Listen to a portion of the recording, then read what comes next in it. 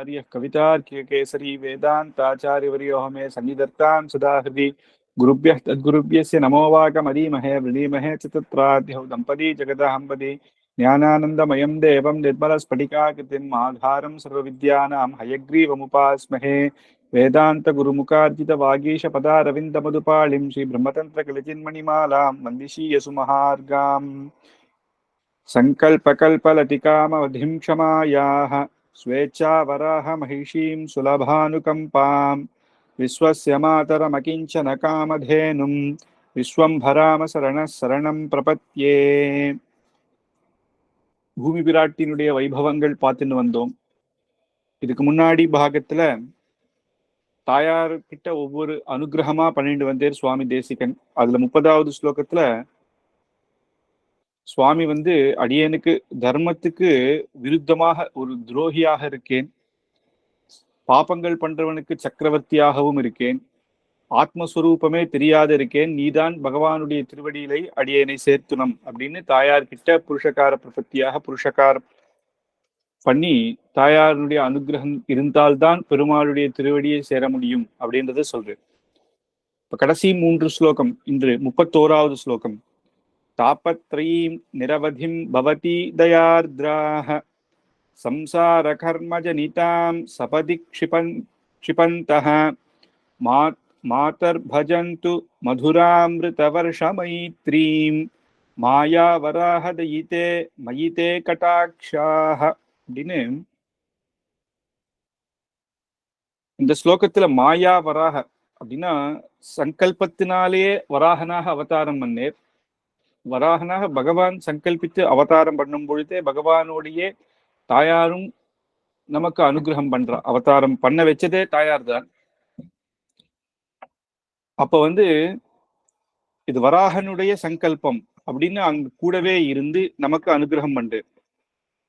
அப்பேற்பட்ட அந்த அவதாரம் பண்ணி என்னன்னா தாபத்ரீம், நமக்கு இருக்கிற 3 விதமான தாபங்களையும் போக்குறா. எப்படின்னா தர்ம ஜனிதாம் சபதி க்ஷிபந்தா மதுராமிருத வருஷமைத்ரீம் அப்படின்னு ஒரு அமிர்தம் போல வருஷம். ஒரு தாபத்துல இருக்கிறவனுக்கு ஒரு சூடான இருக்கிற இடத்துல ஒரு மழை பெஞ்சா சில்லுண்டு எப்படி இருக்குமோ அப்படி மதுராமிருத வருஷ மைத்ரி, மழை பெய்யற மாதிரி நமக்கு அனுகிரகம் பண்றா.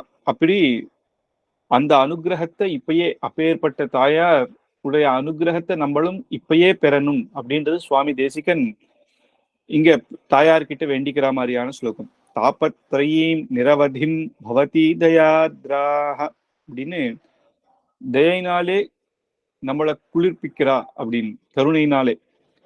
தாபத்ரயம் அப்படின்னா ஒரு மனுஷனுக்கு 3 விதமான தாபங்கள் இருக்கும். அதுதான் ஆத்தியாத்மிகம், ஆதி பௌத்திகம், ஆதி தெய்வீகம் அப்படின்ற 3 விதமான தாபங்கள் மனுஷருக்கு இருக்கும். ஆத்தியாத்மிகம் அப்படின்னா சரீரத்தினால நமக்கு உண்டாது. நமக்கு வயசாக ஆகையோ இல்ல கீழே விழுந்து நமக்கு அடிபடுறது இல்லையா, நம்ம சரீரம் திடீர்னு பார்த்தா வயிற்று வலி அப்படின்றோம், அப்பெண்டிக்ஸ் அப்படிங்கிறோம். இதெல்லாம் நமக்கு அந்த வயத்துல நம்மளுடைய சரீரத்தினால உருவார சில கஷ்டங்கள். அப்புறம் ஆதி பௌத்திகம் அப்படின்னு நம்மளுக்குள்ள இருக்கிற கஷ்டம் இல்லாத வெளியாள்னால வர கஷ்டம். அப்படின்னா ஒரு மிருகங்கள் திடீர்னு நம்மளை கடிச்சிடுறது, இல்ல நம்ம ரோட்ல போகும்போது வேற ஒருத்தனுடைய தப்புனால ஆக்சிடென்ட் ஆயிருக்கும். நம்ம நல்லா ஓட்டினா கூட நடுவுல இப்படி நடுவுல வந்துட்டான்னு வச்சுக்கோங்களேன், ஃபாஸ்டா நம்ம விழுந்துடுறோம். அப்படி இன்னொருத்தர் மூலமாக நமக்கு வர கஷ்டங்கள் அப்படின்றது ஆதி பௌத்திகம் அப்படின்ற. அப்புறம் ஆதி தெய்வீகம் அப்படின்னா இது இப்ப இந்த மாதிரியான சைக்ளோன் வருது, பூகம்பம் வருது அப்படின்னா இதனால நம்மள ஒண்ணும் பண்ண முடியாது. திடீர்னு பூகம்பம் நமக்கு அஃபெக்ட் ஆகி நம்ம கீழே விழுந்துடுறோம்னா அது நம்ம கிட்ட ஒண்ணும் இல்லை, அது தெய்வத்தினால வருது. அது காரணம் என்ன அப்படின்னா அதுவும் நம்மளுடைய அந்த பண்ணாத அதர்மங்கள். அதனால பெருமாளுக்கே அந்த கோபம் இப்ப ஏற்பட்ட இதை ஏற்படுத்துறது. அப்போ ஒருத்தருக்கு இப்ப ஏற்பட்ட 3 விதமான கஷ்டங்கள் இருக்கு. இப்ப என்னதான் நம்ம கார்த்தால எழுந்து உடல் பயிற்சி எல்லாம் பண்ணி நம்ம சரீரத்தை நம்ம காப்பாத்தினா கூட சிலது நம்மள அறியாம வரக்கூடிய சில தாபங்களும் உண்டு.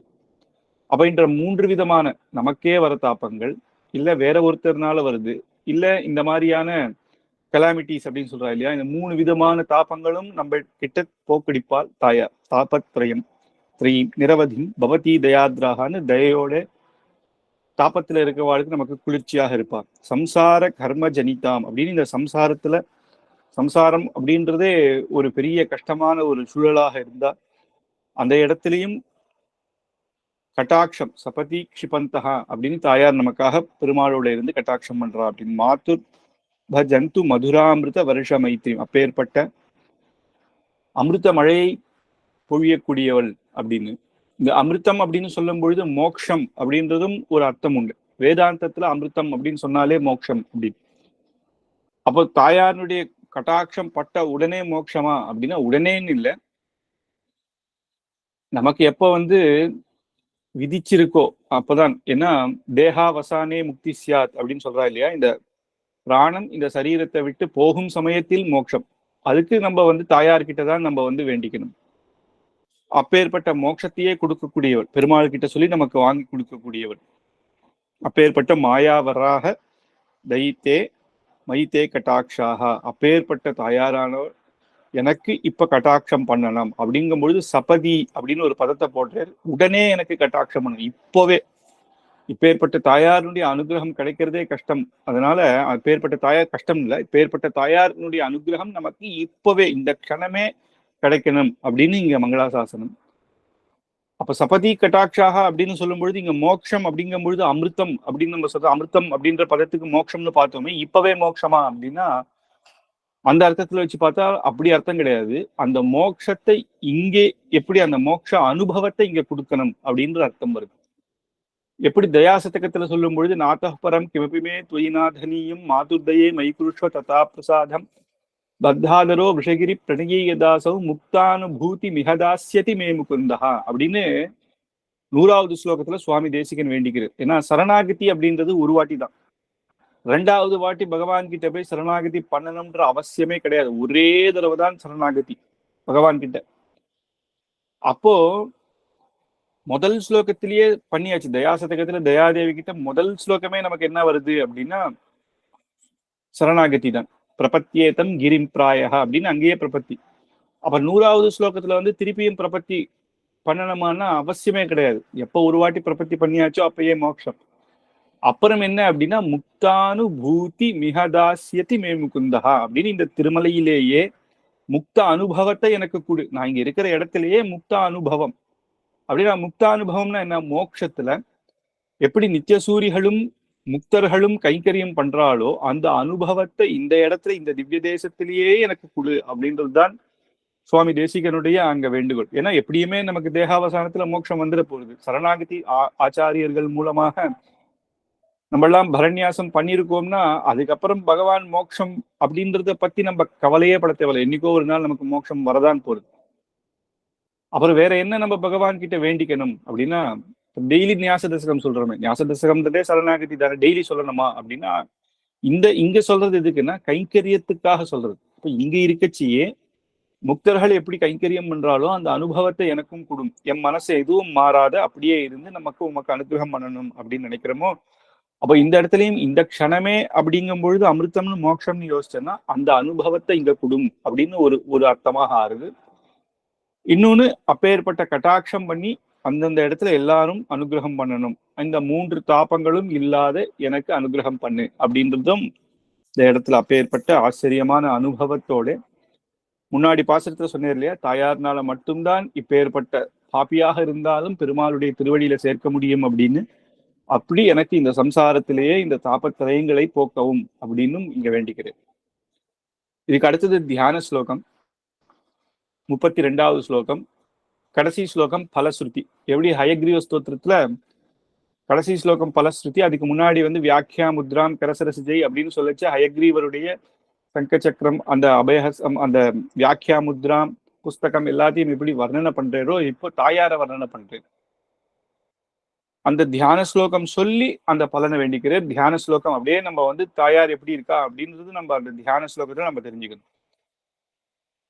இங்க வராக மகிஷியாச்சே, அதனால தாயார் அப்படின்னா பெருமாளோட கூட தான் இருப்பார். எப்படி ஆச்சரியமாக வர்ணனைன்னா பத்யுர்தக்ஷிண பாணி பங்கஜ புட்டே வின்வஸ்த பாதாம்புஜா மாயம் மாயம் பன்னக சார்வபௌம சதிருஷம் பர்யங்கயந்தி புஜம் போத்ரஸ்பர்ச லசத் கபோல பலகா புல்லார விந்தேக்ஷணா சாமே புஷ்யதி மஞ்சளா மங்களான்யனுதினம் சர்வாணி சர்வம் சஹா அப்படின்னு தாயார பத்யுர்தக்ஷிண பாணி பங்கஜ புட்டே அப்படின்னு ஒரு பெருமாள் ஒரு திருக்கைகளால, வலது திருக்கரைகளால, ரைட் கையால தாயாரினுடைய திருவடிய பிடிச்சுட்டு இருக்கிறான்.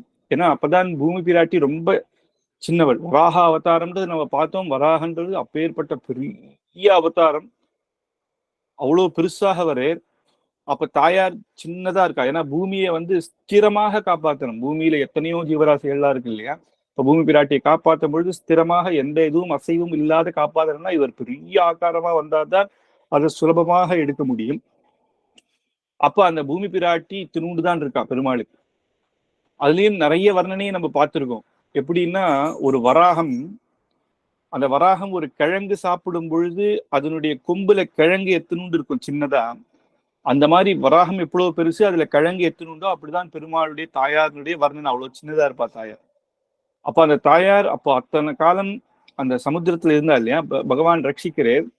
அந்த பிரளய ஆர்ணவம், பிரளயத்திலிருந்து தாயார் எப்படி இருப்பான்னா அந்த இடத்துல அப்படி எடுக்கும் பொழுதே தாயாருடைய ஒரு கையால தன் திருவடியை பிடிக்கிண்டு இன்னொன்னு அப்படியே இந்த இந்த இடத்துல இந்த வலது லெஃப்ட் ஹேண்ட் இந்த பக்கமாக தன்னுடைய தலகாணி மாதிரி இருந்து தாயார் சாஞ்சிக்கிற மாதிரி இருக்கா. அப்படிதான் இன்னைக்கும் நித்திய கல்யாண பெருமாள் அப்படின்ற நம்ம பெருமாளை சேவிக்கும் பொழுது வராகர் மத்ராஸ் அந்த பக்கத்துல அந்த கோவில் இருக்கு, அங்க சேவிச்சா அப்படித்தான் இருப்பார். ஒரு ஹஸ்தத்தை ஒரு கையினால தாயாருடைய திருவடியும் ஒரு பக்கம் அந்த புஜங்கத்துல அப்படியே சாஞ்சிட்டு தாயார் இருப்பான். இப்போ பத்யுத் தட்சிண பாணி பங்கஜ புட்டே விநியஸ்த பாதாம்புஜே அப்படின்னு ஒரு தாமரை, இவருடைய கையும் ஒரு தாமரை போலே, தாயாருடைய திருவடியும் ஒரு தாமரை போல இருக்கு. அப்பதான் அது கொஞ்சம் அழகாக இருக்கும். ஒரு தாமரை மேல இன்னொரு தாமரை புஷ்பமாக இருந்தா நல்லா இருக்கும். இப்ப பெருமாளுடைய கைகள் அப்படின்ற அது ஒரு கல்லு, அது கல்லு மேல ஒரு தாமரை புஷ்பம் இருந்தாலும் அதுக்கு அழகு இல்லை. இல்ல பெருமாளுடைய கைகள் தாமரை அப்படின்னா ஒரு தாமரை மேல ஒரு கல்லு வச்சாலும் அது அழகை இல்லை. அந்த மாதிரி இல்லாம ரெண்டுமே அப்படி ஏற்படுறதா மாதிரி. வாமம் பன்னக சார்வபௌம சதுரசம் பரியங்கயந்தி புஜம், பரியங்க அப்படியே ஒரு தலகாணி போல. பகவானுக்கு எப்படி ஒரு ஆதிசேஷனோ, ஆதிசேஷன் போல அற்புதமான பரியங்கம் அந்த படுக்கை அப்படின்னு சொல்றது. அந்த பரியங்கம் அப்ப ஏற்படுத்தி கிடையாது. அப்படி அந்த பெருமாள் தாயாருக்கு அப்படி தாயார் அப்படி சாஞ்சின்னு இருக்கா அந்த பிரளயார்ணவம் முடிஞ்சு. அப்போ இடது கையால தலகாணியை போல தாங்கின்னு அந்த பூமி பிராட்டியை ஒரு கையில பிடிச்சிட்டு இருக்கே. அதுலயே தெரிஞ்சுக்கலாம் சகல லோகத்துக்கும் நாயகன், இந்த சிருஷ்டி ஸ்திதி பிரளயம் இதெல்லாம் பண்ணக்கூடியவன், மோட்சத்தை கொடுக்கக்கூடியவன், எல்லா தேவர்களுக்கும் பிரம்மாதி ருத்ராதிகளுக்குமே தேவனானவன் தாயாருடைய திருவடியை பிடிச்சிட்டு இருக்கான்னா அப்ப தாயாருடைய பெருமையும் நம்ம புரிஞ்சுக்கணும். அப்படி நாயிக்கா அந்த அந்த பாவம், அவ்வளவு பிரேமம் அப்படின்றத நம்ம தெரிஞ்சுக்கணும். வால்லபியம் அப்படின்னு பெருமாள் கிட்ட தாயாருக்கு அப்பேற்பட்ட வால்யபியம் தாயாருக்கும் பெருமாள் கிட்ட. அதனாலதான் ஒரு ஒரு பெரிய ராஜா இருக்கான்னா அந்த ராணி அந்த ராஜா சொன்ன பேச்சை கேட்பாளா. நிறைய ராணிகள் இருப்பா, ராணி சொன்னது பேச்சை கேட்பாளா அப்படின்னா நிறைய பேர் கேட்க மாட்டா, சில பேர் கேட்கலாம். அப்ப நமக்கு அந்த பெருமாள் கிட்ட அந்த ராஜா கிட்டே இருந்து ஏதாவது வேணும்னா அந்த ராணி மூலமாக எப்படி போறோமோ அந்த மாதிரிதான். ஆனா ராஜா ராணின்றது வேற. இங்க பகவான் தாயார் அப்படிங்கும் பொழுது நமக்கு அம்மா அப்பா மாதிரியே. இப்போ அம்மா சொன்னா அப்பா கேட்பாளன்னா கண்டிப்பா கேட்பான். எதுக்கு கேட்கணும் அப்படின்ற ஒண்ணு இருக்குல்ல, நீ சொன்னதை நான் எதுக்கு கேட்கணும்? இப்போ பெருமை நீ இவ்வளவு பாவம் பண்ணிட்டு வந்துட்டேன்னு தாயாரே சொல்லலையே அப்படின்னா நம்ம கிட்ட வாத்சல்யம், நம்ம குழந்தை தானே அப்படி. அதனாலதான் தாயார் மூலமாக நம்ம சரணாகதி பண்ணணும். ஒண்ணு நம்ம கிட்டையும் வாத்சல்யம் இருக்கு. நம்ம கிட்ட வாத்சல்யம் இல்லாம பெருமாள் கிட்ட மட்டும் பிரேமம் இருந்ததுன்னா அதுவும் பலிக்காது. நமக்கு கிட்ட அந்த வாத்சல்யம் இருக்கணும். சரி, நம்ம கிட்ட வாத்சல்யம் இருந்துட்டு பெருமாள் தாயார் சொன்னது கேட்கலன்னா அதுவும் போச்சு. அதனால அப்படி இல்லாம இந்த தாயார்கிட்ட என்ன விசேஷம் அப்படின்னா பெருமாளின் வால்லபியமும் நம்ம கிட்ட வாத்சல்யமும் இருக்கிறதுனாலதான் நம்மளால இந்த மோட்சத்துக்கு முதல்ல தாயார்கிட்ட ஒரு அனுகிரகத்தை கேட்க முடியறது அப்படின்றது அதுக்காக தான். அதனால அந்த விஷயத்த இந்த திவ்யமங்கள விக்கிரகத்துல நம்ம திவ்யமங்கலத்துல நம்ம விபவாவதாரத்திலயும் சரி அப்படி இருந்தே இல்லையா, அதுதான் அச்சாவதாரமா இன்றும் வராகன் சேவை சாதிக்கிறது இல்லையா, அதை வச்சே நம்ம தெரிஞ்சுக்கலாம். அப்படின்னு லோகத்துக்கெல்லாம் ஜெகத்துக்கெல்லாம் பதி அப்படின்றதும் மட்டும் இல்லாம அவளுக்கு அப்பேற்பட்டவருக்கு திவ்ய மகிஷி அப்படின்றது மட்டும் இல்லாம நமக்கும் தாயார் அப்படின்றது தான் நீங்க ரொம்ப ரொம்ப ரெண்டு விஷயமும் ரொம்ப முக்கியமாக இருக்கு. லோகத்துக்கெல்லாம் திவ்ய மகிஷி அப்படின்னு உடனே பெருமாள் தாயார் சொன்னதை கேட்பேன்னா அதை இந்த இதுவே பார்க்கலாம். தாயாருடைய திருவடி பிடிச்சிட்டு நிக்கிற அந்த இதை வச்சே நம்ம தெரிஞ்சுக்கலாம் பகவான் கிட்ட அந்த வந்து தாயார் சொன்னது செல்லுமா இல்லையா அப்படின்றது. அப்ப போத்திர ஸ்பர்ச லசத் கபோல பலகா புல்லார விந்தே க்ஷணா அப்படின்னு அந்த தாய் பிராட்டிக்கும் பெருமாள் மேல அந்த படுறா இல்லையா, அந்த ஸ்பர்சம் படுறது. அதே மாதிரி பெருமாளுக்கும் தாயார் ஸ்பர்சம் படுறது, தாயாருக்கும் பெருமாள் ஸ்பர்சம் பட்டவுன்னா அவ கண்கள் எப்படி இருக்குன்னா, தாயாருடைய கண்கள் புல்லார விந்தேக்ஷனான்னு அப்படியே மலர்ந்து, தாமரை கண் மலர்ந்து அந்த கண் இன்னும் இன்னும் சந்தோஷமாக காட்சி அளிக்கிறதாம். ஏன்னா அந்த ஸ்பர்சம் படுறதுனால அப்படின்னு. இங்க வந்து நம்ம ஒரு மனுஷா ரெண்டு பேரும் சேர்றது அப்படி நம்ம வச்சுக்க முடியாது. ஏன்னா இது பிராகிருத சரீரம் கிடையாது. பிராகிருத சரீரம்னா பஞ்ச பௌத்திகத்தால பண்ணப்படுது. நம்மளுடைய சரீரம் என்னைக்காவது அழியும். ஆனா பகவானுடைய சரீரம் அப்படின்றது அப்பிராகிருத சரீரம். அதை வந்து அப்பேற்பட்ட அந்த அனுபவத்தை நமக்கு காட்டுது. அது அப்பேற்பட்ட பிராட்டி, பெருமாளுக்கு பட்ட மகிழ்ச்சியான பிராட்டி சாமே புஷ்யத்து மங்களான் அனுதினம். அப்பேற்பட்ட தாயார் எனக்கு எப்பவும் மங்களம், அனுதினம் மங்களத்தை நமக்கு கொடுக்கட்டும் அப்படின்னு சர்வாணி எப்பயும் நித்தியமும் மங்களத்தை கொடுக்கணும்னு சர்வம் சகா. சர்வம் சகா அப்படின்றது தாயாருடைய திருநாமம். தாயாருடைய திருநாமம் என்னன்னா எல்லாத்தையும் சகித்துக் கொள்பவள் அப்படின்னு. அதனாலதானே நமக்கிட்ட வாத்சல்யம் இருக்குன்னா நம்ம இவ்வளவு தப்பு பண்ணாலும் குழந்தைகள் தானே சகிச்சுட்டு போறோம். அதை சொல்லி இங்க சொல்றேன். தாயாருடைய பேர் சொல்லும் பொழுது இங்க பூமா அப்படின்னு சொல்லாம சர்வம் சகான்னு சொல்லும்போது என்னன்னா நம்மளுடைய பாபங்களை சகித்துக் கொள்கிறதுனால நீ எனக்கு எப்பவும் மங்களத்தை அனுதினமும் உண்டாக்கணும் அப்படின்னு பெருமாளுக்கு பிரார்த்தனை. ஒரு ரெண்டு பேர் எப்படி இருக்கா அப்படின்றத வச்சே நம்ம தெரிஞ்சுடலாம். அது இந்த விஷயத்துல தெரியுது. இன்னொன்னு உதாரணம், மகாபாரதத்துல திருதராஷ்டிரன் முதல்ல யுத்தத்துக்கு முன்னாடி சஞ்சயனை தூத்து அனுப்புறான். அதுக்கப்புறம் தான் கிருஷ்ணர் வந்து இவா கிட்ட தூத்து வர. இப்ப சஞ்சயன் போகும் பொழுது அங்க வந்து பாக்குறான். பார்க்கும் பொழுது கிருஷ்ணன் எங்க இருக்கார் அப்படின்னோன்னா அந்த அங்க வந்து ஒரு டென்ட் போட்டு அது உள்ள இருக்கான். போய் பார்க்கும் பொழுது எப்படி இருந்தார்னா ஒரே படுக்கையில அர்ஜுனனும் கிருஷ்ணனும், அதுவும் அர்ஜுனன் கண்ணன் மேல கால் போட்டு இருக்கான். அங்கேயே திரௌபதியும் இருக்கா, இந்த பக்கம் கிருஷ்ணனுடைய மனைவி ருக்மிணி இருக்கா, ஆக சத்யபாமா. அப்போ வந்து அதை பார்த்த உடனே அவருக்கு தெரியுது ஒரு கண்ணன் எப்பேற்பட்ட பரபிரமம் சஞ்சயனுக்கு தெரியும். அவர் மேல ஒரு கால் போட்டு அர்ஜுனன் அவர் பக்கத்துல அப்படி படுத்துட்டு இருக்கிறத பார்த்த உடனே அதுல இருந்து என்ன தெரிஞ்சிருந்தான்னா எப்பேற்பட்ட மித்திரர்கள் இவர்கள் அப்படின்னு. அப்ப அர்ஜுனன் மேல எவ்வளவு பிரியம் கண்ணனுக்கு. இங்க வந்து ஸ்நேகம்.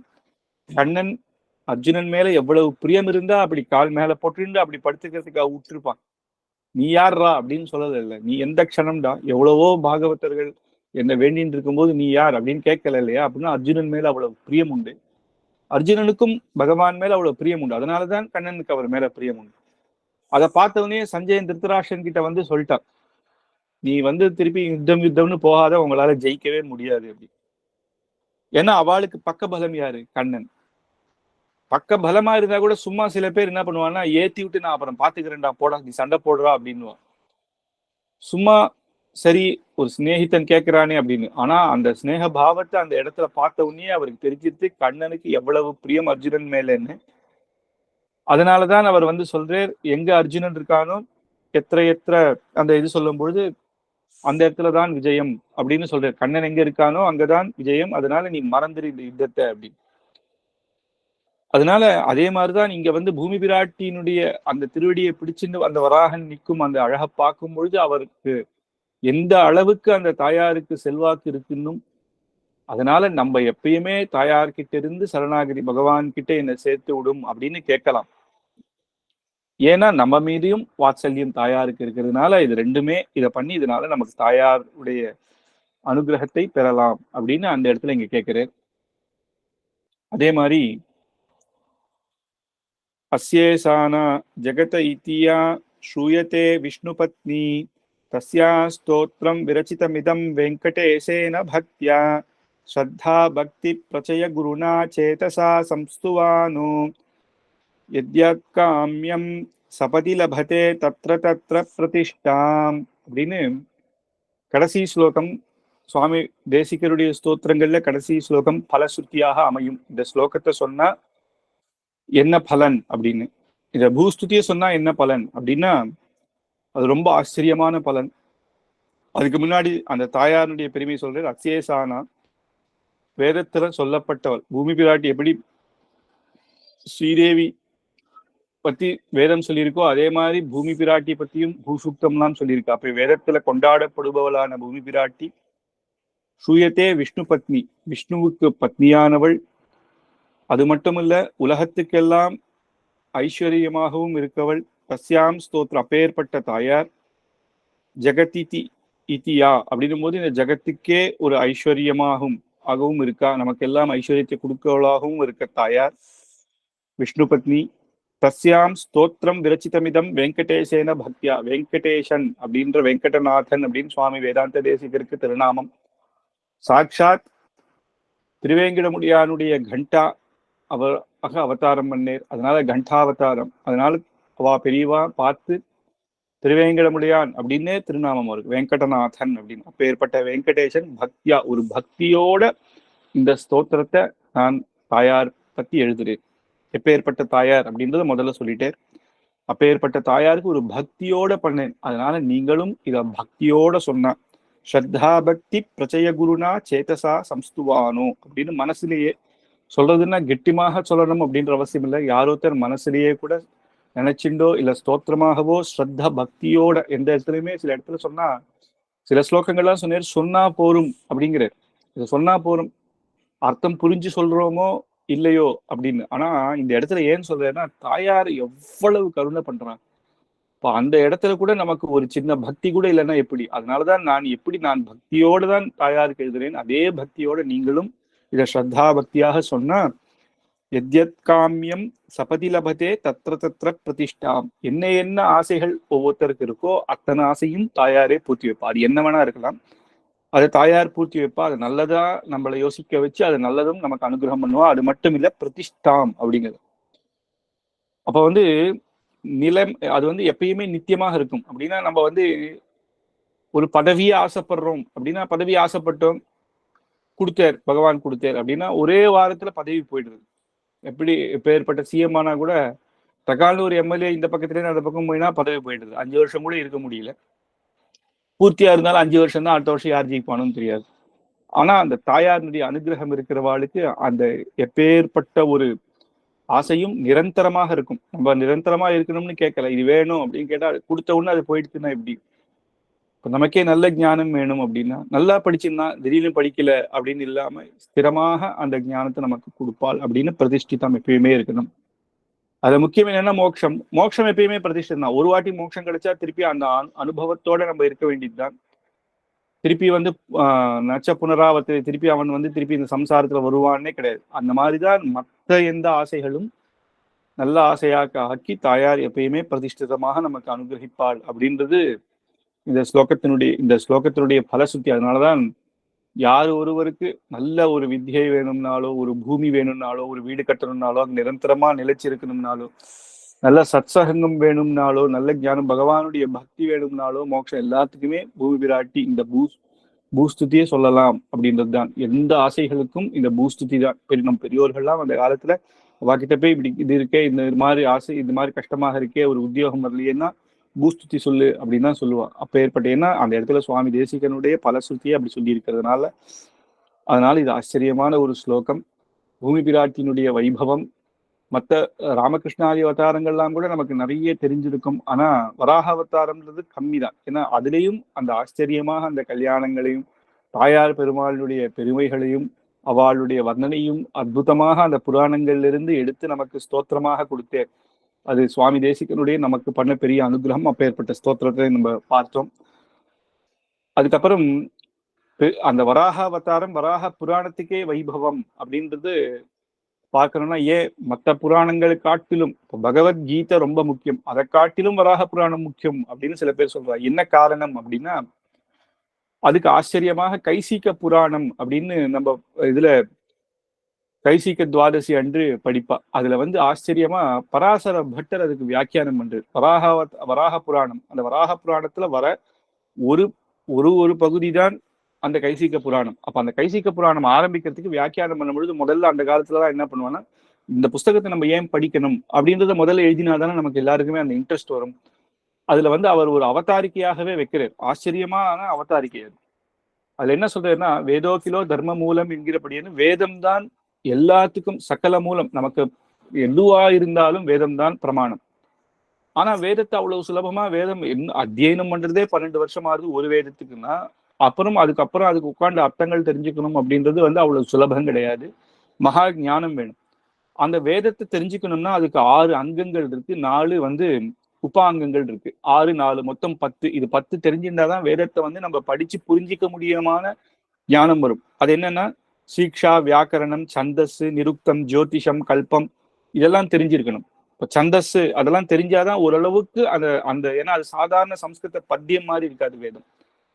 அது ரொம்ப கঠিனம் அது புரிஞ்சுக்கிறது. இதெல்லாம் அங்கங்கள் தெரிஞ்சிருக்கணும். உபாங்கங்கள் அப்படின்னு பார்த்தா மீமாம்சை, நியாயம், புராணங்கள், தர்மசாஸ்திரங்கள் அப்படின்னு புராணம் மூலமாக சில தர்மங்களை நம்ம தெரிஞ்சுக்கலாம், வேதத்தை புரிஞ்சுக்கலாம். வேதத்துல எந்த சந்தேகம் வருதோ அப்ப இந்த புராண தர்மங்களை சொன்னதை வச்சு புரிஞ்சுக்கலாம். ஆனா இது எதுவுமே நமக்கு தத்துவஹித புருஷார்த்தம் சொல்றது இல்லை. அப்ப மொத்தம் 10 வித்தியைகள் இருக்கு, வேதம் இல்லாத 10 வித்தியைகள். ஆனா இந்த 10 வித்தியைகள்னால நம்ம தத்துவஹித புருஷார்த்தங்கள் தெரிஞ்சுக்க முடியாது. இது வேதத்தை படிச்சு ஞானத்தை அதுக்கப்புறம் தான் நம்ம அதுல தத்துவஹித புருஷார்த்தத்தை புரிஞ்சுக்க முடியும். இது நேரடியாக நமக்கு சொல்லாது. ஒரு சந்தஸ் அப்படின்னா அது எப்படி இருக்கணும், அப்ப காயத்ரி சந்தகா அப்படின்னு சொல்றோம் நம்ம. அப்ப அந்த சந்தஸ்னால அந்த அந்த அந்த காயத்ரி சந்தஸ்ல இருக்கிற அந்த அந்த பதங்கள் எப்படி இருக்கணும், எந்த இடத்துல ஸ்வரங்கள் இருக்கணும் அப்படின்றதெல்லாம் அந்த ரூல்ஸ் அதுல இருக்கு. அப்படி அப்போ அதுல பார்த்தா அதுல ஒண்ணுதான் புராணங்களை வச்சு சில கதைகளை வச்சு நம்ம தர்மத்தை தெரிஞ்சுக்கலாம். புராணங்கள் அப்படின்னு பார்த்தா 18 புராணங்கள். அதுலயும் நம் பெரியோர்கள் ஏத்துன்றது 6 புராணங்கள் தான். ஏன்னா பிரம்மா இந்த 18 புராணங்கள் நமக்கு அனுகிரகம் பண்றதுக்கு முன்னாடி என்னன்னா அவர் 3ஆ யோசிச்சாராம். அவர் ஒருத்தர் எழுதும் போதே தஸ்யத்து மகாத்மியம் அப்படின்னு சொல்லும் போது ஆக்னே சிவஸ்ச மகாத்மியம் தாமசேஷு பிரகீர்த்தித்தே ராஜசே அப்படின்னு நமக்கு சத்வகுணம், ரஜோகுணம், தமோகுணம்னு இருக்கு. சத்வகுணம்னா நம்ம நல்ல குணங்கள் இருக்கும்போது, தமோகுணம் ரஜோகுணம்னா கோபம் வரும்போதும் சோம்பேறித்தனமாக இருக்கும்போது. கோபம் வரும்பொழுது ஒரு காரியத்தை பண்ணா, சோம்பேறித்தனமா இருக்கும்போது ஒரு காரியங்கள் பண்ணா அது நம்ம தப்பு பண்ணுவோம். அந்த மாதிரி புராணத்துல அந்த பிரம்மாவே ரஜோகுணத்துல இருக்கும்பொழுது 6 புராணம் எழுதிட்டேராம், தமோ குணத்துல இருக்கிறதுனா போது 6 புராணம் எழுதிட்டார், சத்தகுணத்துல இருக்கும்போது 6 புராணம் எழுதிட்டார். அதனாலதான் மத்தை 12 புராணத்தை ஏத்துக்காம இந்த 6 புராணத்தை ஏத்துக்கிறான். இப்ப நம்ம பார்த்தோம் 10 விதமான வேதத்துக்கு அங்கம் உபாங்கங்கள். அந்த 10லயும் ஏன் மற்றதெல்லாம் தத்துவஹித புருஷார்த்தங்கள் சொல்றது இல்ல, புராணங்கள்ல மட்டும்தான் தத்துவஹித புருஷார்த்தம் நம்ம புரிஞ்சுக்கலாம். அந்த புராணத்திலையும் 18ல 6 புராணம் தான் நம்ம பெரியோர்கள் ஏத்துருக்கா ஏன்றது பார்த்தோம். அந்த 6லயும் வராக புராணம் தான் முக்கியம் அப்படின்னு பராசர பட்டர் சொல்றது. ஏன்னா மற்ற புராணங்கள் யார் பண்ணா அப்படின்னா ஒரு ரிஷி பண்ணியிருக்கான். ஆனா இந்த வராக புராணம் எப்படி வந்தது அப்படின்னா சாட்சாத் வராகரே சொன்ன ஒரு புராணம், சாட்சாத் பகவானே சொன்ன புராணம். அதனால மற்ற அந்த 6லயும் ஏற்றம் வராக புராணம். அதுவும் யாருக்கு சொன்னான்னா தாயார், அந்த ஜெகன் மாதா தானே தாயாரே கேட்கிற. தாயாரும் பெருமாளும் என்ன, அப்பா அம்மா 2 பேரும் சேர்ந்து என்ன யோசிப்பா, குழந்தைகள் பத்தி தானே யோசிப்பா. அந்த மாதிரி இந்த புராணங்கள் சரி. பெருமாளும் தாயாரும் அப்படின்னு நம்ம வந்துட்டோம் இல்லையா. அப்ப தசாவதாரங்கள்ல எத்தனையோ, இப்ப கிருஷ்ணன் கூட தான் நமக்கு பகவத்கீதை சொல்லியிருக்காரு. ஏன் அந்தந்த அதெல்லாம் ஏன் அதோட இது ஏன் சக்தி அப்படின்றதும் ஒரு உதாரணத்துக்கு சொல்றேன். இதை நகினிந்தா நியாயத்தினால எடுத்துக்கணும். அப்படின்னா மத்த அவதாரத்துல குறை சொல்லணும்ன்ற அவசியம் இல்லை. ஆனா இந்த அவதாரத்தினுடைய ஏற்றத்தை சொல்றாரு இந்த இடத்துல. மத்த அவதாரத்தை குறை சொல்லல. வைகுண்டநாதனான இருக்கவனுக்கு போய் எல்லாரும் பக்தியோகங்கள் பண்ணுன்னு சொல்ல வேண்டிய, உபதேசம் சொல்ல வேண்டிய அவசியம் கிடையாது. ஏன்னா அங்க வைகுண்டநாதனுக்கு வைகுண்டத்துல இருக்கிறவா நித்தியசூரியல், அவ ஆல்ரெடி வைகுண்டத்திலேயே இருக்கா. முக்தாத்மாக்கள் இங்கிருந்து மோட்சம் அடைஞ்சு அங்க வந்தவா, அவளுக்கு திருப்பியும் பக்தியோகம் ஞானயோகம் சொல்ல தேவையில்லை. அவளுடைய உபதேசம் வேற மாதிரி இருக்கும். அப்ப அந்த உபதேசம் நமக்கு சரி வராது. அப்ப அதனோட வராகர் சொல்றதுதான் வசதி. ஏன்னா அவர் நமக்காக சொல்றாரு, ஜீவாத்மா இங்க இருக்கிறவாளுக்கு, சம்சாரத்துல இருக்கவாளுக்கு. அப்ப அவர் அதை அழகா சொல்லிட்டு வரு. அப்ப திருப்பார்கடல்ல இருக்க பெருமாள் அப்படின்னா சமுத்திரத்துல ஒரே சப்தமாக இருக்காம அவர் சொல்றதே கேட்கல. ஒரு உபதேசம் பண்ணும் பொழுது நிசப்தமாக இருக்கணும். நமக்கு அந்த யஜ்ஞோபவீத தாரணம் அப்ப நமக்கு அந்த மந்திரங்கள்லாம் சொல்லும்போது எப்படி சொல்றா, ஒரு வஸ்திரம் போத்தி உள்ள அப்பா எப்படி பையனுக்கு அந்த காதுல சொல்றா, அந்த மாதிரியாக இருக்கணும். அப்ப நிசப்தமாக இருக்கணும். மத்ஸ்யாவதாரத்துல பெருமாள் அப்படின்னா அவர் தண்ணியில இருக்காரு. கரை சேரணும் இல்லையா? சம்சார சாகரத்துல கரை சேரணும். அங்க மீன் மத்ஸ்யாவதாரமே கரை சேரல. அப்ப கரை சேர்றவன் கிட்டதான் நம்ம வந்து உபதேசம் கேட்கணுமாம். அதனால மத்ஸ்யாவதாரத்திலையும் கேட்க, அதேதான் கூர்மாவதாரத்துக்கு. நாரசிம்ஹாவதாரம் அப்படின்னு எடுக்கும்போது அவர் வந்து ஹாஸ்யமா சொல்றது, சாயங்கால வேலையாக இருக்கான், கார்த்தால எல்லாம் சுறுசுறுப்பா இருக்கான், ராத்திரி தூங்கிடுவா. இந்த சாயங்காலம்ன்றது வந்து ரொம்ப ஒரு மாதிரியான ஒரு சமயம், தூக்கமும் வராம இதுவாகவும் இருக்காத ஒரு சமயம். அந்த சமயத்துல உபதேசம் கேட்கிறோம். அதனால நரசிம்மர் சொன்னதும் நம்ம ஏத்துக்கணும்னு அவசியம். அதோட வராகர் சொன்னதுதான் அப்படின்னு ஒவ்வொரு அவதாரமா சொல்லிட்டு வர. பரசுராமர் அவரே கோபக்காரர், வாமனர்னா ஏமாத்துறார், 3 அடி மண்ணு வேணும்னு உலகத்தையே அளந்துட்டார். அவர்கிட்ட எப்படி நான் உபதேசம் கேட்கறது அப்படின்னு.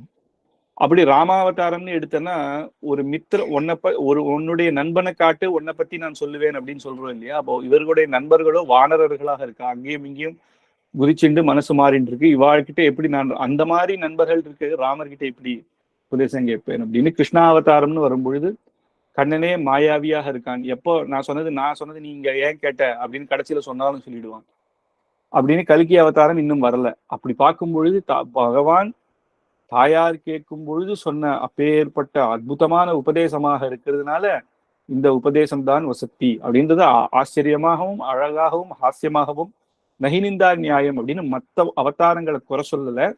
ஆனாலும் அதை காட்டிலும் இது எவ்வளவு ஸ்திரமான உபதேசம் அப்படின்றது பராசர பட்டர் நமக்கு எடுத்து சொல்றது. அதே போல சுவாமி தேசிகனும் நிறைய ரகசிய கிரந்தங்கள் பண்ணியிருக்கேன். அதுல வந்து சில்லற ரகசியங்கள்னு சின்ன சின்ன ரகசியங்கள் நிறைய இருந்தாலும் இந்த வராக சரம ஸ்லோகத்துக்காக ரகசிய சிகாமணி அப்படின்னு மட்டுக்கு, அப்படின்னா ரகசியங்களுக்கு எல்லாம் தலையாக இருக்கிறது, ஹெட். அப்போ சிக்காமணி, அதுக்கு சிக்கைக்கு ஒரு மணி போல, அந்த கிரீட்டம் போல அப்படின்னு. அப்படின்னா எல்லா ரகசியத்தை காட்டிலும் இதுதான் முக்கியமான ரகசியம். அந்த பேரையே அதை வச்சிருக்கிறவர். ரகசியத்திரிய சாரத்தை விட இதுதான் ரகசிய சிக்காமணி. ரகசியங்கள்லயே அவர் பண்ணதுலயே இதுதான் சிக்காமணி அப்படின்னு அதுக்கு பேர் வச்சிருக்கார். அப்பேற்பட்ட அவரும் அதுல வந்து விசேஷமாக ஏன் அவதாரத்துல சொன்ன உபதேசம் தான் முக்கியம், மத்த அவதாரத்துக்கு இல்லாம அப்படின்னு அவர் வந்து இந்த மாதிரி நகினிந்தியா நியாயம், அதுவும் நகினிந்தியா நியாயம் தான், ஆனா இப்படி ஹாஸ்யமாக இல்லாத இன்னும் சில தத்துவங்கள் எடுத்து காமிச்சு ஏன் அதை விட இது தத்துவங்கள் முக்கியம் அப்படின்னு அது ஆச்சாரியர்கள் மூலமாக நம்ம தெரிஞ்சிக்க வேண்டிய அப்பேற்பட்ட விஷயங்கள். அதனால நம்ம வராக புராணம், அந்த வராகர் சொன்ன அனுகிரகம் அப்படின்றது, வராக அவதாரமே காரணமே தாயாருடைய அனுகிரகத்தினால்தான் பார்த்தோம். அந்த தாயார் அந்த வராக அவதாரத்தை, அந்த புராணத்தை கேட்டு அதுல பகவானுக்கு எது பிடிக்கும் சரணாகதின்றது தெரிஞ்சுண்டு தான் ஆண்டாளாக அவதரித்து அதை அனுஷ்டானம் பண்ணா மட்டும் போராது, இவாளுக்கு பசங்களுக்கு ஒருத்தருக்குன்னா சொல்லி காமிக்கணும், பண்ணி காமிக்கணும். அப்பதான் மக்களுக்கு அது இன்னும் நல்லாக புரியும். ஒருத்தர் வந்து இப்படி பண்ணிடா அப்படின்னு சொன்னா நமக்கு ரொம்ப கஷ்டம். அவ பண்ணி காமிச்சா நம்மளுக்கு இன்னும் புரிஞ்சிக்கிறதுக்கு ரொம்ப சுலபமாக இருக்கிறதுனால ஆண்டாள் அந்த 30 ஆச்சரியமான திருப்பாவை பாசுரங்களாக ஒவ்வொருத்தரையும் எழுப்பி தான் அந்த அனுஷ்டானத்தை பண்ணி கடைசியில எப்படி பகவான் கிட்ட பிரார்த்தனை பண்றா அப்படின்றது நமக்கு எடுத்து காமிக்கிற அப்பேற்பட்ட ஆச்சரியமான ஒரு இது. அதனாலதான் பார்த்தா கார்த்திகை மாசத்துல இந்த கைசிக புராணம் வரும். அதுக்கப்புறமே மார்கழியில தாயாருடைய அவதாரம். அப்படி ஆச்சரியமாக தாயார் அவதரித்தாருன்னா அந்த ஒரு மாசம் அந்த இதுல தாயார் இருந்து நமக்கு அனுஷ்டானம் பண்ணி காட்டுற மாதிரி. அதனால பூமி பிராட்டியினுடைய வைபவம் அப்பேற்பட்ட வைபவம். தாயார் பெருமாளையும் வராகனையும் தாயாரையும் பிரார்த்தித்துண்டு இதே போல சத்சங்கள் நமக்கு எப்பயும் கொடுக்கணும். எப்பேற்பட்ட நல்ல அற்புதமான நமக்கு அமைச்சு கொடுத்த அகோபிலமட்டம் மைசூருக்கும் சுவாமிக்கும் பெருமாளுக்கும் எல்லாரையும் இந்த அட்மின் எல்லாரையும் நம்ம அனுகிரகம் பண்ணிட்டு வந்தவா எல்லாரும் அவள் எல்லாம் சேவிச்சுட்டு இந்த வாரம் முடிச்சுக்கிறோம். அடுத்த வாரம் பார்க்கலாம். கவிதார்க்கிக சிம்ஹாய கல்யாண குணசாலினே ஸ்ரீமதே வெங்கடேஷாய வேதாந்த குரவே நமஹா.